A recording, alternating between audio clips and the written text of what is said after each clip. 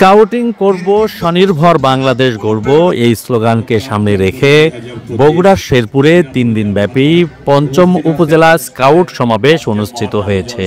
Sherpur town club public library মহিলা college মাঠে এই সমাবেশ অনুষ্ঠিত হয়। অনুষ্ঠানের প্রধান অতিথি হিসেবে উপস্থিত ছিলেন বগুড়ার জেলা প্রশাসক হোসনা আফরোজা।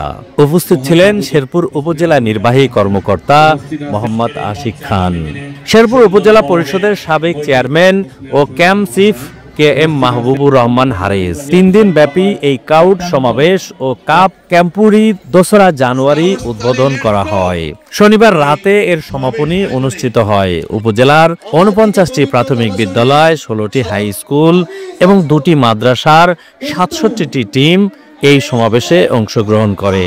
অংশগ্রহণকারী শিক্ষার্থীরা সবজি বাগান, পুকুর খনন, অগ্নি নির্বাপন সহ নানা বিষয়ের উপর প্রদর্শনীতে অংশ নেন। শেরপুর উপজেলা পরিষদের সাবেক চেয়ারম্যান ও camp chief KM Mahbubur Rahman Haris বলেন, জাতিকে ছাত্র সমাজ পথ দেখিয়েছে, সেই পথে দেশ চলবে। সারা দেশে স্কাউট হবে সৎ, সুন্দর ও দক্ষ। আগামী দিনে তা কাজে লাগাতে চাই।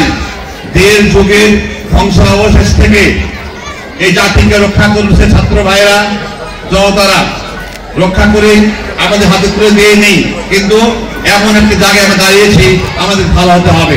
এই ভালো হওয়ার জন্য আমাদেরকে সবাইকে ভালো হতে হবে। ভালো হওয়ার জন্য আমাদেরকে স্কাউট থেকে শুরু করতে হবে। সারা বাংলাদেশের স্কাউট সুন্দর হবে, সৎ হবে, দক্ষ হবে, পরিশ্রমী হবে, নেতৃত্ব শিখবে।